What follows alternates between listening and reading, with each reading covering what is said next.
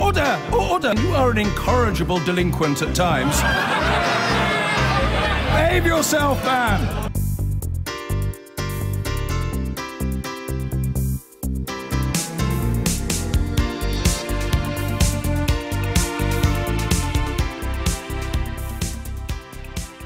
Now then, front pages, one story dominating above all. There's the Mail on Sunday. Prime Minister's war on Putin, McMafia millions. Very similar story on the front page of the Sunday Express this week. May stands up to Putin, it says. The Sunday Telegraph, Britain to punish Putin's cronies. But what will Putin do about all of this? The Sunday Times has a rather alarming story. Blackout threat for Britain as Putin hits back, they suggest. We'll be talking about that more later on.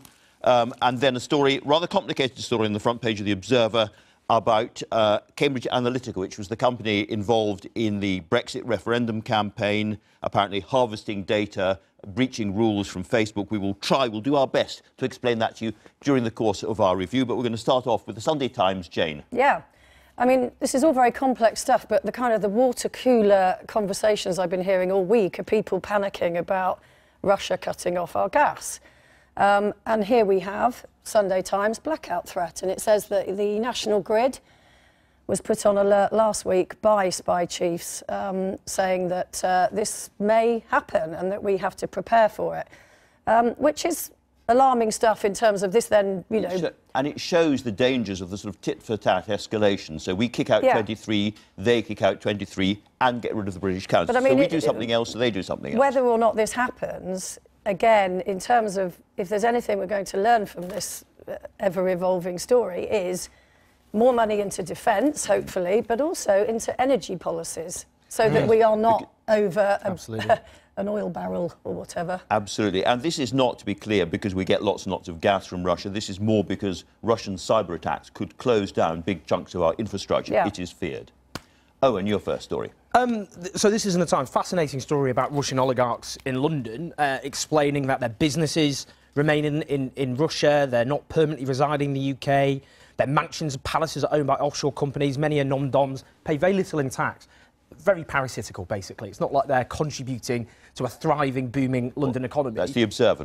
Sorry, it is The Observer. I apologise to my sister paper as well. Exactly. You'll be in trouble. I just wanted to suggest, I mean, anyone who's been watching McMafia understands the dangers of kind of dirty money washing through London. The question is what can be done about it, because you have to target the right people, not just anyone with a Russian name. Absolutely, and that's why what the Conservatives are doing is talking tough in rhetoric, but there's light years away in terms of the substance, because the so-called Magnitsky Amendment, modelled on what happened in America to tackle dirty money, what they're suggesting is actually a very watered-down version. So what Labour are suggesting instead, which I think is very wise, is instead, for example, to have an oligarch levy, which would raise about £1 billion up to every single year, which would target mansions bought by offshore trusts, which are, you know, all over London. I think the point I'd make here is, if we want an effective response, because these are oligarchs linked to a gangster regime in Russia, many of them, they looted the assets of that country, often with Western-backed economic policies and advisors, I should say, but then we need to get them where it hurts. And that isn't doing this theatrical kick out a diplomat here. Very good for the Russian elections. You have a sweepstake on the result of the Russian elections, by the way. But no, I mean, it's all theatre. What would actually get the Russian regime is to go for those economic centres. And I have to say, it's interesting, isn't it? You get these conspiracy theories constantly about the Labour leadership being linked to foreign powers. They're actually demanding far tougher action on Russia and its oligarchs by going for these economic assets than the Tories are, and that may well be because the Tories, of course, are awash with hundreds of thousands of pounds of Russian-linked money. And should we be going for economic assets purely based on the fact that we're in this, you know, argument with Russia, or should we be rolling it out for all dirty money? Because, of course, it's not just Russians that have dirty money going through London. It's the right thing to do. It is, I think, something we should be pretty ashamed of, that our capital city, a great capital city, is the epicentre of so much money laundering and dirty money for many dubious regimes. These people are not moving here because they like the West End or they like the weather. They're coming here because we have a regime that encourages that sort of money, and the Tories, I'm afraid, are so linked to the City of London, they're not taking it on. I mean, it was happening under Blair as well. Very there was a lot of dirty money here. Okay. But I don't think anyone could compare this Labour Party to that Labour Party. Let's move on, because there's two things I want to talk about. Boris Johnson, who's on the show later on, has written in The Sun. He's written in The Sun on Sunday. Unsurprisingly, well, he's paid tribute to the many Labour MPs who have condemned Putin, but unsurprisingly, he's picked out Jeremy Corbyn as the only person refusing to to join this show of solidarity and how disappointed But he it's is. quite interesting who's defending Jeremy Corbyn. Exactly. Peter Hitchens, no less, has come out for Jeremy Corbyn, and he's saying, actually, Jeremy Corbyn, the treatment by many politicians and those in the media is disgraceful because he's doing what he's paid to do, which is to lead he's the leader of the opposition. It's a very powerfully written piece. And he says that he has a better record on foreign policy than almost anyone in Parliament. Which is true. On Libya, for example, one of only about 13 MPs who voted against the catastrophe. Anyone who spoke out at the time was seen as a Gaddafi stooge. But also, I do think the point he's making is a very, very important one. If you look at Russia, what does the Putin regime do when it talks about opposition leaders? They're foreign linked, they're foreign stooges, they're linked to international terrorists. They depend on a kind of paranoia. But that's the sort of culture that's been imported into this country, because increasingly what you have in this country, where the enemies of the people is splashed on the front pages of newspapers, crush the saboteurs, where the leader of the opposition is smeared as a terrorist sympathising and the stooge of foreign regimes, is to delegitimise the opposition in the way the likes of Putin does. I think it's sinister. You don't have to like... The likes of Putin shoot them in the streets. Of course, and of course, I'm not saying that, but I'm saying the culture of treating your opponents as traitors and treasonous is sinister and dangerous, and all right-minded people should take it on. He does point out also that he doesn't support him in sucking up to Sinn Féin, I should point out. And in terms of what we should be doing in this country, Ruth Davidson, a Conservative, has broken ranks this morning and suggested, I think in the Sunday Telegraph, that the piece, that we should actually close down Russia Today because it's a propaganda mouthpiece. Well, look, I mean, Russia Today, last time they stuck the camera in my face, I just said solidarity with LGBT people in Russia. I think it's obviously a propaganda station. Closing it down would be a PR gift, I think, for the Russian regime. They're clamping down on our press. They say they believe in a free press. Because it's kind of, if we know it's a propaganda station, then that sort of actually, you know, takes away its power, doesn't it? And I do think the real questions to put to the Tories, if they want to take action, is, will you stop taking Russian-linked money? It's a very simple question. Another question is, for example, Theresa May kiboshed an inquiry into Litvinenko's poisoning many years ago, year after year, because she said it had upset diplomatic relations with Russia, i.e. upset Putin. Why did she do that? Did it embolden her? I hope Boris Johnson's asked later. Marina Litvinenko, his widow, was on the show last week, was very, very upset. But it took her a very long time to get the public inquiry up and running, and then afterwards she felt the actions taken weren't nearly tough enough. So obviously, now, let's move on to another similar story. It's a double agent. This fascinates me because you sort of think that maybe, you know, probably watched too many James Bond movies, but you kind of think that the upside of being a spy is that you drive around in an Aston Martin and live in a very large house, the spoils of all your work. But no, we know from what we're reading is a lot of these guys kind of live in relative anonymity in a little terraced house somewhere. And there's this guy here, Russian defector Viktor Makarov. He's saying he lives in fear of his life. He's a KGB defector. He's got holes in his shoes. He's living in complete poverty. And the reporter here, David Collins, is saying he's been abandoned by Britain. And you do wonder, that's sort of part of the problem, isn't it? You know, that these guys are vulnerable to attack because we have just said, well, thanks very much for what you did. Now get on with your life with no security, no money, no nothing. You could argue that from Putin's point of view, he has got everything he wants. In other words, he's got a big crisis just ahead of the elections to maximise the turnout, and at the same time, he has sent exactly the message he wants to send to all ex-KGB or FSB defectors. You will be killed. Absolutely, yeah. And I think my fear with the diplomatic ratcheting thing is it doesn't cause any harm to the regime. It's good propaganda, which is why the economic assets, I think, going for the oligarchs is far wiser. They make him look more powerful in his own country. My friends, the time has come. We're going to try and explain the Cambridge Analytica story. Right, so this is in the Observer. Thank you. Over to you. Lovely stuff. Look, this is a quite interesting story about the harvesting, basically, of data and doing detailed data profiling of voters and so on. And it's been linked to what's happened in terms of Donald Trump's victory, but also with Brexit. My concern about it sometimes is it gets a bit conspiratorial, sometimes about why, you know, I voted and campaigned for Remain, but we didn't really lose the referendum. It was all dirty tricks. It must have been some kind of dodgy cheat. Exactly. It was, but I would say what the real important thing is about data and about data protection, and I think that's what we need. Very clear laws, I think, in this country and elsewhere, that our data should be publicly owned. It should not be harvested by private companies and used in devious ways. And I think that's definitely the lesson. OK, let's salute Ben Parkinson. Yes.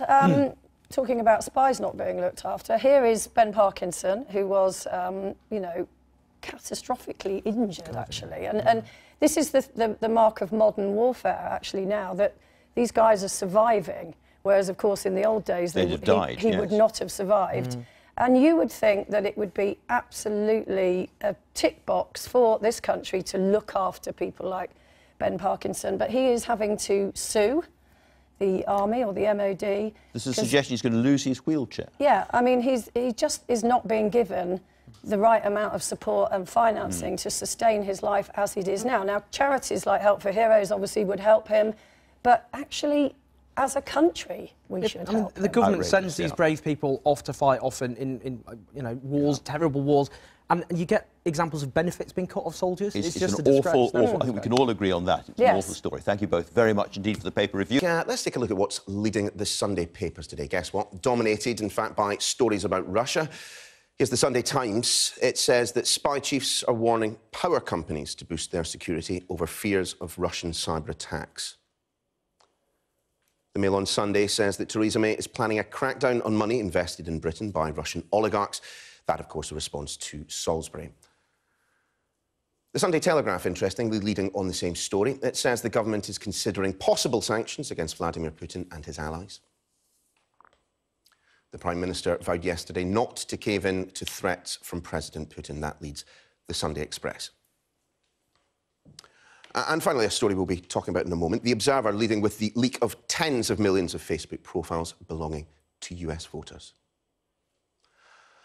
Joining me to discuss all that, the Professor of European Politics and Foreign Affairs at King's College London, Anand Menon, the Telegraph's Dia Chakravarti, and the Director of Chatham House, Dr. Robin Niblett. Lovely to see you all this morning. Plenty to discuss, but guess where we're going to start, Anand? It is one of those stories which, if it had been described to you, or you'd read it in a book, you'd have perhaps thought it slightly fanciful. But we are in a situation with escalating diplomatic tensions with Russia, and we do wonder what the next move is by the Russians. Absolutely, and interestingly enough, the Times leads with the fact that we're girding ourselves up, if you like, for retaliation from Russia. So talks between GCHQ and the big energy companies and the banks, preparing them for the fact that there might be a Russian cyber attack in retaliation for the measures we might take. So yeah, things are escalating pretty fast. I mean, it's not just a cyber attack, though, is it, Robin? I mean, frankly, they could also turn off the taps. I mean, the amount of natural gas that we still use has an influence on the national grid. I mean, there are a variety of ways in which our energy security is not total. I think the story is picking up on the echoes of Gavin Williamson, the Defence Secretary's earlier comments that Russia could target thousands and thousands and thousands of British citizens might die if there was some type of a major attack on our critical infrastructure. And I think the cyber is much more the side that worries than turning off taps. In the end, we take a minimal amount of liquefied natural gas from the Russians, and there's a bit of Russian gas inside what we take in from the EU in terms of pipelines. And one area where the Russians have always been very careful not to overplay their hand has been on the energy side. I think the real worry here is that we've got ourselves into a tit-for-tat, kind of Cold War-ish backwards and forwards. Remember, the Russians have been on a big splurge of defence spending. President Putin talking about new cruise missiles, nuclear capable, that could threaten the United States and Europe. You know, this is on the back, the attacks against Skripal, the nerve agent attack is on the back of an already heating up political context. And so trying to sort out the real from the potential is what's going to be difficult here. I mean, how concerned should we be about the prospect of this spiralling out of control, of this escalating beyond diplomatic tit-for-tat? It'll be interesting to see how the world leaders, who have been quite quick, and I've been very happy to see that, to pledge their support and stand behind Mrs May. It was interesting to see how the European leaders were really pulling together as well and coming across as a united front. Now, whether they're going to be following it up with actions it'll be interesting to see. But it was always going to happen, wasn't it? As soon as we were seen to be taking some sort of step, you know, expelling 23 diplomats, for example, Russia was always going to retaliate. So what we're seeing today in terms of British Council being thrown out and one of the consulates being shut down, I don't think that's particularly surprising. But it'll be interesting to see how it escalates, of course, and we can only wait and see. But Anna, this is your story. Explain to me the logic of cracking down on the wealth of Russian oligarchs at the same time as we have the Conservative Party chairman telling me, look, if you're a British citizen, it's absolutely fine to chuck money at the Conservative Party. Well, as Malcolm Rifkin was just saying a few minutes ago, Putin doesn't run the country by himself, but he has a network of people around him, some of whom are thought to launder money through London, others of whom are thought to have houses and properties here in London. So the logic is you hit the people who are behind this regime. And one way to do it, more effective maybe than others that hit the Russian population, is to hit these people in their pockets. And it's certainly something I think that we've been trying since Crimea, remember. I mean, remember, Russia is already the object of Western sanctions, and now the talk is that we take these even further and start to make these people maybe reconsider their actions. I mean, you've all been incredibly professional, Robin, as I've just realised that was your story that we were on. But I wonder, I'm going to let you come back on. Anand, I want you to... I'll never forgive you. I'm sorry. Let's just say... Professional Anand is. I'm trying to read about Cambridge Analytica, but carry on, yeah. It was a very difficult day in the rugby for some of us around this table anyway yesterday. The Observer, and this is a story that I think we're going to hear an awful lot more about in the coming days and weeks and months, in fact. Cambridge Analytica and their role in, well, in a variety of things. But it's the mining, the scraping of information from Facebook that I think will stick in the craw of many. Yeah, absolutely. Now, this is something The Observer and The Guardian have been chasing for a long time. Carol Cadwalladr wrote her first piece, I think, about a year ago on this. But now, what's big about this is they found a whistleblower who apparently worked with an academic based out of Cambridge University, essentially to mine data from Facebook. And there are several things about this. I mean, firstly, there's a question about whether US laws were broken because non-US nationals are working on a US election campaign. But probably the bigger question, as you quite rightly say, is millions and millions of people's profiles were taken, and only a very small proportion of these people had agreed to participate in the original test. And so this data was mined without consent from people and used to target them in the election campaign, which is quite scary. Yeah, I mean, I was going to add on this. I think the connection here, obviously, with the US elections, but it reminds us that the links into the Brexit referendum were also played. So, I mean, on that point, though, I mean, are there any direct links as yet? I mean, some people are asserting that they are. Plenty of people, in fact, are asserting that they are on social media. But I'm not sure that I've seen. Well, I don't know if it's in this story or not, but Anna was referring to the story about a year ago covered in The Guardian, and there's been a fair amount of research undertaken looking at how you could target people in the United Kingdom where the US and certain families and certain businesses over there saw an opportunity to be able to play into the Brexit referendum in particular, almost as a dry run for the presidential election that came up later on. So I think we're going to see this story play out quite a bit more. I would say, I mean, in this story, it seems quite clear to me that they're rowing back from the Brexit link. This is about America. I mean, there are documented links between people around Trump and people involved in the Brexit campaign, but there are no allegations made in this story about the Brexit referendum per se. This is the US. I mean, dear, is it perhaps true to a certain extent that we're the architects of our own downfall in all of this? The amount of information that people post, not just on Facebook, but on social media, in a public forum.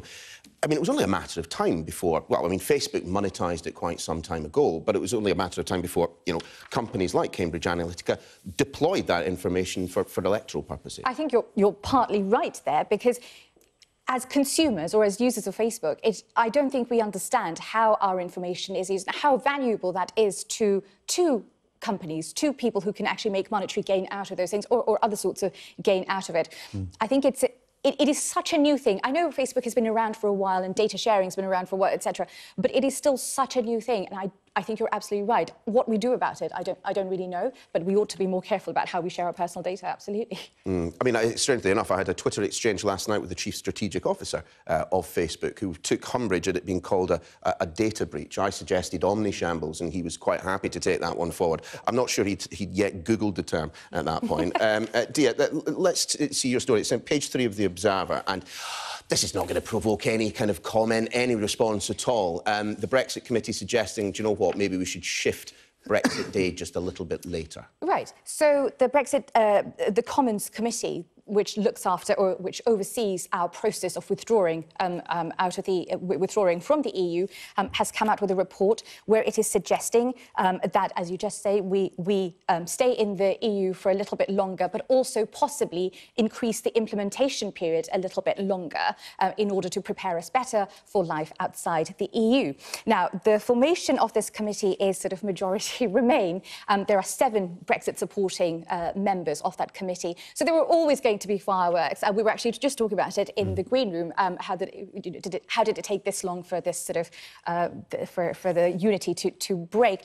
But the Leave supporting members of that committee, Jacob Rees-Mogg being one of the sort of the more high-profile ones, have also come up with a minority report, they're calling it. Always fun when that happens. It's saying that they are questioning the majority finding of this report, and they think that it's far too pessimistic, and they think that this is a way of subverting Brexit. But it strikes me now that there are two questions here. One, whether practically actually delaying our exit from the European Union would be a good thing, and secondly, whether politically it's possible for the Prime Minister to do so.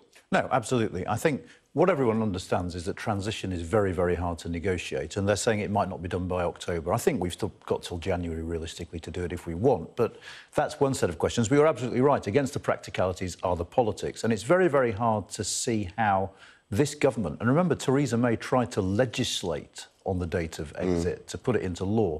So it's very, very hard to see how this government, having tried to do that, turns around and says, actually, let's leave a little bit later to get everything sorted out. Well, there's also the question, if we're talking about extending the 21-month transition period, there's the question as to whether the EU27 want to see this extended as well. I mean, there's two sides to this. At the moment, certainly the feedback coming back is they'd like to get things dusted within that period. It creates a certain pressure for the United Kingdom. But the EU is also trying to move on. They don't want the UK Brexit issue dragging on indefinitely within their transition period. They want to get that framework agreement worked out, if possible, towards the end, and then not have Britain in a sort of limbo situation beyond the 21 months, I think. I would just add to that whether the EU wants it or not, no one knows, once we've started transition, how you practically and legally extend it. So we're not even sure if that's possible. Yeah, and all the time you'll have the European Research Group screaming, great betrayal, great betrayal, great betrayal. Guys, yeah, indeed. Thank you all very much for coming in this morning. Really enjoyed that. Cheers. Pleasure. Which prompted snorts of derision from some. Even so, the PM celebrated with her first public fist bump. Yo, Allegra, Screeny. When we fist bump, we do it in private, don't we? All the time. But Theresa May should probably fist bump more often because she's had a pretty good week.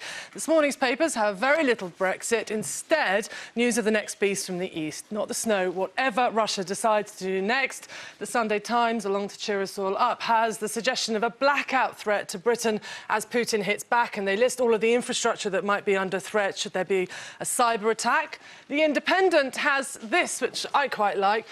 It's from our man who used to be in Moscow, Sir Roderick Braithwaite, and he has criticised the Defence Secretary for wild remarks, in particular criticising that go away and shut up bit of rhetoric or non-rhetoric from our Defence Secretary Gavin Williamson. He's not very impressed, and I think lots of you out there aren't either. But one person who's having a pretty good crisis is the Prime Minister, Theresa May. These are the numbers on how many of you out there think that she has had or reacted well to the Salisbury incident. The only numbers that are a problem, well, not a problem, but not so good. 18 to 24-year-olds, only 24% supports her. Elsewhere, loads of people think she's doing well. Over 65, 74% of them think she is handling things well. But then again, so over there is he. These are the numbers for Putin. Now, they are, according to the only polling operation out there, and they are dizzyingly high. We have this green line, 81%. The numbers only go up to 2017 because in Russia, they quite smartly probably stop polling when there's an election. But then this number, these numbers are probably what is worrying Putin. Look at this. So this is those that approve and disapprove of the government, and the last numbers for which we have 56%. That red line is just ticked above, actually quite a lot above those that approve. So more are disapproving on the Russian government at the moment. So many think, there is a theory out there, that Putin is trying to make Russians feel today under siege, driving them out to vote in the polls. I don't know what you make of that theory, Robert. Now, I'm delighted to be joined by the Tory MP and former Defence Minister Anna Soubry and Labour's Chris Leslie. Anna, as a former Defence Minister, how worried should we be of a potential Russian cyber attack on our power services, on the NHS? Oh, it's a genuine threat, and we should all be very worried about it. I mean, I raised in the Commons this week when the Prime Minister made her excellent statements Monday and on Wednesday. And on Wednesday, I specifically also raised this problem about how much they are interfering with the democratic process, not just in America, as I think the evidence clearly shows, but also in our own country. And I think that the concerns that many, like Labour's Ben Bradshaw, have raised, actually, I think you will find that those links will be there, and that's really worrying. So these are real threats to our nation's security and to democracy. Now, you have said you're uncomfortable with the way that your leader, Jeremy Corbyn, has tried to make party political capital out of all of this. But interestingly, the right-wing commentator, Peter Hitchens, has rather defended him this morning. It's slightly odd when you seem to be more critical of your own leader than Peter Hitchens. Well, look, I mean, nobody is saying that opposition shouldn't ask constructive questions at a time of national emergency. The only point I was trying to make on Monday, when the Prime Minister came along and was talking about, you know, the potential of our country being under attack, I just said, look, the time for petty sort of party political point scoring wasn't really then. It wasn't appropriate. Right. You know, I stand by that, and I actually don't think that when, you know, that we have that emergency, we've got people still in hospital, we don't know what's around the corner. Yes, there is a time and a place to make the different points between the parties, but actually the public want to see the nation's leaders come together and I think stand up for our national security. And I don't think that should be that controversial. Now we're going to come back to Russia throughout the programme, but on something slightly different. You both meet every Wednesday as part of the so-called Remain gang to... Why haven't I got this in my diary? I know, it's amazing. It is the biggest load of old... Are you not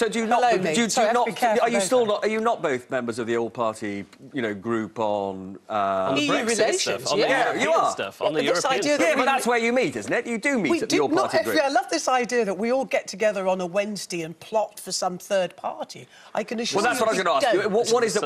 What is the truth of this? When is this third party going to be launched? I don't know. And are you both going to be prominent members? The problem is, you see, you get this sort of speculation, absolutely ridiculous.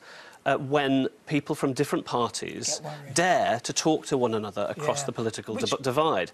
I think it's part of an effort to stop backbenchers from saying, look, there's some serious issues here which go beyond the party political questions, and I will talk to any people from any parties. So you think this is a mischievous attempt to shut you all up and stop this cooperation? You bet your butt it is. And this cross-party working is not unusual in British politics, and it never has been. A really good example was on Friday. Ask Ian Blackford about what happened on Friday when his Angus Brendan McNeill's bill on refugees... Family reunion, yeah. Family reunion got passed in Parliament because of cross-party working. So there's nothing new about this. It's just that people don't normally talk about it. But Brexit, you know, I worked with Chuka, not so much Chris, but I worked with Chuka before the referendum. You bet and you're continuing to work with him, aren't you? Absolutely, because Brexit is something that does unite people across the parties, whether it's Leave or whether it's those of us who think that we've made a mistake, and we certainly don't want a hard Brexit.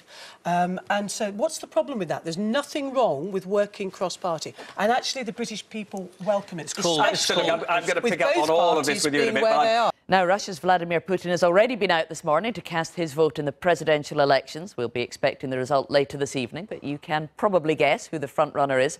And this, of course, comes at the end of a week in which UK-Russia relations have turned positively sub-zero.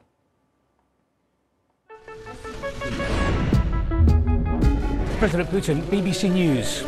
Is Russia behind the poisoning of Sergei Skripal? This week, the finger of blame for the Salisbury attack was pointed firmly in one direction. First work out what actually happened there, and then we'll talk about it. A deadline imposed by the British government calling on the Russians to provide answers came and went. And the Prime Minister headed to the Commons to update MPs. They have treated the use of a military-grade nerve agent in Europe with sarcasm, contempt and defiance. The only conclusion, she declared, was that the Russian state was responsible for the nerve agent attack on the Russian double agent Sergei Skripal and his daughter Yulia. 23 Russian diplomats based here, accused of being spies, are to be kicked out of the country. Moscow responded by expelling 23 British embassy staff. UK-Russia relations are well and truly in the deep freeze. The Prime Minister's response to the crisis has won her some new fans. She got flowers and fist bumps in Salisbury on Thursday. The Defence Secretary had his own idiosyncratic message for Moscow. Frankly, Russia should go away, it should shut up. Go away, it should shut up. The Foreign Secretary escalated the row by going further and directly accusing Vladimir Putin of personally ordering the poisoning. Our quarrel is with Putin's Kremlin and with his decision. And we think it overwhelmingly likely that it was his decision to direct the use of a nerve agent on the state. Convention dictates that parties often come together on major foreign policy issues, but Jeremy Corbyn is not a conventional politician.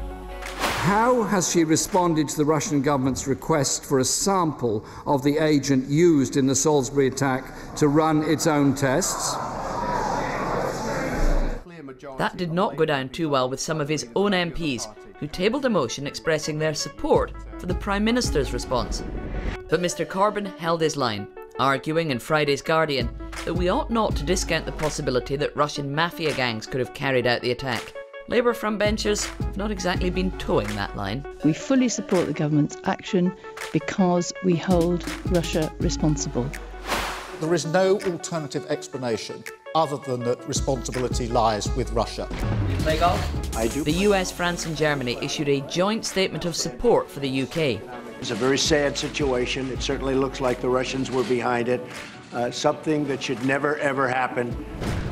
Today is election day in Russia, and this crisis seems unlikely to hurt Putin's chances of re-election as Russia's president. So, to pick up with some of that news with our panel, Lucy, later this week the National Security Council are going to meet and talk about what further action the UK government might take. They've briefed the BBC, there's more in the locker was the phrase they used. Do we have any idea what they might do next? Well, I think really there's a whole suite of options open to the government. There's the idea of clampdown on visas for dubious Russian businessmen and their allies wanting to travel to the UK. There's some talk of perhaps pulling the plug on RT, the Kremlin-backed broadcaster. Ruth Davidson, the Tory Scottish leader, has been calling for that today. But overwhelmingly, the most important action the government could take is really on the wealth, the Kremlin gold, the money swilling around the UK from invested here by Russian oligarchs linked to the Kremlin. And that's what lots of people, from Russian opposition politicians to people here, think would be the most effective route, Isabel. But that's what Labour are clearly calling for, and we haven't really heard from the government yet that that's the direction they're going to go with. Well, I think also these are quite short-term measures, and actually what we are looking at here with Russia is a much wider, longer-term problem. And what a lot of people in defence circles talk about is a more asymmetrical response. So rather than, well, in addition to the measures that Lucy has articulated, you need to look at the whole suite of things in terms of the disinformation campaign that Russia puts out. We need to look at where we can niggle Russia by supporting Ukraine a bit, supporting states like Azerbaijan, a much more hybrid response, I think. And Matt Zarb-Cousins, there's been a lot of discussion this week about Jeremy Corbyn's response to this. And I'm interested, you know him well, give us an insight into what he's thinking. He supports the government's actions while not being sure about their conclusion that the Russian state was responsible. So why support what they're doing if you don't support their conclusion? Well, I think that the Russian state's culpable, and I think the Labour Party recognises that. And I think we'll all agree that it isn't a proportionate response. It goes nowhere near far enough if the Russian state is culpable to just expel 23 diplomats and say to the royal family that they're not going to the World Cup. So they have to find out, obviously, if the Russian state is culpable. And then once they have the evidence for that, then obviously build that international coalition where we can actually take meaningful action, not these kind of tokenistic measures. Because I think even closing down Russia today just emboldens Putin. He can say, oh, look, in the West, they censor. And I think that really what we have to do is go after Putin's kind of circle, where there's oligarchs here, whether they're pro-Putin or anti, who have been allowed to kind of settle here and stow their money away here, and they haven't been affected by Putin. If they are then affected by Putin, if we say, right, you have to leave, then that's a very powerful coalition that you're building against him. But Jeremy Corbyn still isn't convinced that the Russian state itself is responsible. So no, he wouldn't. Neither does the government. But he wouldn't back any of these actions until that evidence has been produced? I think it'd be very naive to. I think it'd be very difficult to build an international coalition I mean, look, even the statement that Germany, France and the US put out, the joint statement, said that the nerve agent was of a type developed by Russia, not that it was developed by Russia. It's looking increasingly likely that that nerve agent came from Russia and Russia have lost control of it or have used it maliciously, but we don't know that yet. And I think it's very difficult to take action until we do. But there's a kind of false dichotomy, I think, here in this idea that somehow, you know, elements of Russian mafia might be responsible. Well, potentially they could be, but the idea that the Russian mafia is in some way completely distinct from the Kremlin is a misunderstanding. You know, in a sense, the Russian mafia is inextricably linked to the Kremlin. They are a sort of, you know, like a paramilitary wing, if you like, of the Kremlin. So it's a false dichotomy. And Lucy, I mean, Jeremy Corbyn's taken a lot of flack for his response this week, but is it not legitimate to be asking these questions when, as Matt says, even the French, US, German governments don't seem absolutely convinced this was state-directed?